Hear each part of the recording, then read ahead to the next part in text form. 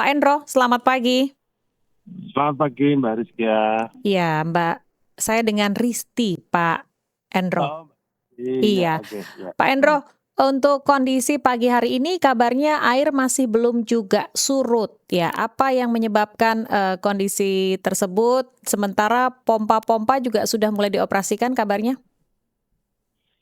Ya, jadi pagi hari ini kebetulan saya ada di sekitaran kawasan Kaligawe. Kalau untuk posisi debit air memang sudah surut ya dibandingkan kemarin semenjak hari Rabu. Ini sudah berjalan 3 hari ya dari awal hujan yang relatif deras. Jadi untuk penyusutan ini sudah sekarang ini posisi di Jalan Raya Kaligawe, terutama di depan RSI Sultan Agung, Rumah Sakit Islam Sultan Agung ini di kisaran 40 cm. Kalau di awal-awal itu kan mencapai sampai 70-80 cm. Jadi ini sudah mulai surut walaupun masih tetap ada genangan. Demikian Mbak Rizky. Oke, kami juga ingin konfirmasi Pak Endro terkait dengan Ya. korban meninggal. Ada yang mengatakan 1, ada juga yang mengatakan 2. Mungkin boleh dapat update terkini? Ya. Oke, jadi kebetulan dari pihak BPBD Kota Semarang memang mengikuti proses evakuasinya. Jadi ini ada kejadian laka air, 2 kejadian laka air yang tempatnya berbeda. Yang pertama itu di kolam retensi kolam Seringin ya, pintu pompa air Seringin. Itu kebetulan korbannya itu adalah pekerja yang bekerja di kolam pompa air Seringin. Karena memang saat kejadian itu korban terpeleset ya Mbak ya, terpeleset sehingga masuk di dalam kolam retensinya. Kemudian kejadian yang kedua itu adalah korban anak ya. Anak yang kebetulan sedang melintas atau sedang bermain di sekitaran sungai dan terpeleset. Jadi ini memang betul ada 2 korban yang Oke. Di 2 meninggal. lokasi berbeda berarti ya Pak Endro ya? 2 lokasi yang Yang berbeda. pertama petugas kebersihan kolam tadi dan yang kedua adalah anak ya? Betul. Oke, Iya, dan betul. keduanya saat ini masih berada di rumah sakit atau sudah dimakamkan? Sudah dari begitu kejadian dibawa ke rumah sakit, sekarang posisinya sudah di rumah duka masing-masing. Oke, dengan kondisi ini artinya ada beberapa hal yang harus lebih diwaspadai oleh warga, apalagi dua-duanya dalam artian meninggal karena jatuh terpeleset dan terbawa air, Pak Endro.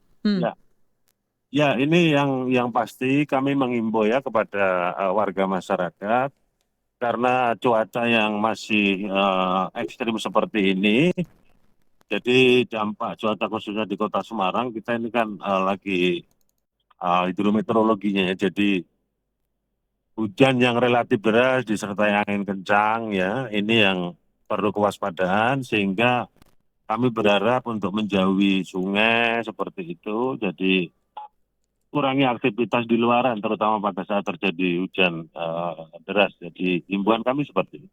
Dari data BPBD total yang terdampak banjir ada berapa ribu orang atau berapa kepala keluarga Pak Endro? Ya, asesmen kita terakhir ya itu ada 38.240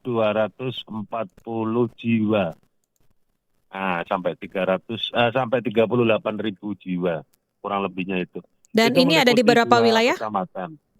Ya, itu ada di 2 kecamatan ya Mbak, Kecamatan Genuk dan Kecamatan Pedurungan. Itu yang paling parah. Dan saat ini kondisinya seperti apa di Genuk dan di Pedurungan? Ya, kalau genangan air masih ada. Kami saat ini ada di sekitaran kantor Kecamatan Genuk ini. Kebetulan ini nanti akan ada kunjungan dari gubernur. Ya. Ini juga genangan air masih ada sekitar 30-40 cm. Oke, Pak Endro, kemarin kan juga disampaikan karena ketinggian airnya sampai di atas 50 cm, ini mengganggu lalu lintas di Jalan Nasional Kaligawe. Pasti ada. Lalu lintasnya tersendat. Sekarang masih demikian, Pak? Masih karena yang bisa melintas itu adalah kendaraan besar. Kendaraan besar itu seperti truk itu masih bisa melintas walau pelan-pelan. Nah, untuk kendaraan kecil itu kebanyakan mencari jalur alternatif lain. Ini yang mengakibatkan ketersendatan karena jalan-jalan alternatif semuanya masih penuh ya, masih penuh seperti itu Mbak. Oke, kalau dilihat dari pompa-pompa yang sudah dipasang, ini cukup banyak ya, lebih dari 25 pompa. Tapi, apakah memang, masih kurang dari jumlah tersebut atau penyebab Ya, lain, Pak, yang, mengakibatkan ya, air atau ya, genangan ya. masih ada, Pak? Ya, hasil koordinasi kita dengan BBWS, termasuk dengan DPU Kota Semarang, memang ya volume yang dihasilkan dari pompa-pompa tersebut masih tidak sebanding dengan volume dari curah hujan yang kemarin sempat ditimbulkan. Jadi pompa ini sebetulnya sudah maksimal, tetapi ya kembali lagi karena ini persoalan curah hujan yang relatif tinggi kemarin itu. Dan pagi ini cuaca gimana? Memang relatif agak sudah cerah di Mhm. wilayah Genu, cerah ya, tapi kita juga antisipasi perubahan cuaca ini bisa saja terjadi begitu cepat menjelang siang dan lain sebagainya. Ya, Makanya kita selalu update terus dengan BMKG. oke. Himbauan mungkin, Pak, untuk para pendengar terutama wilayah Semarang dan sekitarnya? Ya, memang kami mohon ya masyarakat bisa memahami ya, karena ini persoalannya adalah persoalan cuaca yang ekstrim. Kita yakin ya usaha yang dilakukan bersama-sama termasuk dukungan dari BNPB kemarin dengan melakukan OMC ya, istilahnya operasi rekayasa cuaca, itu dilakukan penebaran semai ya, semai untuk mengurangi hujan itu sudah 4 kali sortir yang untuk hari kemarin ya, hari Minggu ini dengan pesawat ya, dengan pesawat. Mhm. Nah, ini sudah dilakukan. Dan ini akan dilakukan sampai dengan 2 hari ke depan. Ini yang antisipasi lain, ya intinya rekayasa cuaca untuk meminimalisir turunnya hujan. Demikian, Mbak. Baik, kalau begitu. Kami nanti mohon update, mudah-mudahan kondisi juga segera pulih Baik, dan masyarakat iya, bisa iya, aktivitas iya. lagi. Selamat pagi, Oke, Pak Endro. baik. Salam Iya, tangguh. Mbak Risti, selamat pagi, salam tangguh, salam kemanusiaan. Kepala Pelaksana BPBD Kota Semarang, Endro Pudio Martanto, dan kondisi terkini di 2 kecamatan, air masih ada dan menantikan mudah-mudahan cuaca juga segera baik dan air bisa segera surut. Beberapa arus lalu lintas tersendat, terutama di wilayah tol Semarang Demak. Ini juga mungkin menjadi antisipasi bagi Anda yang melintas di sana.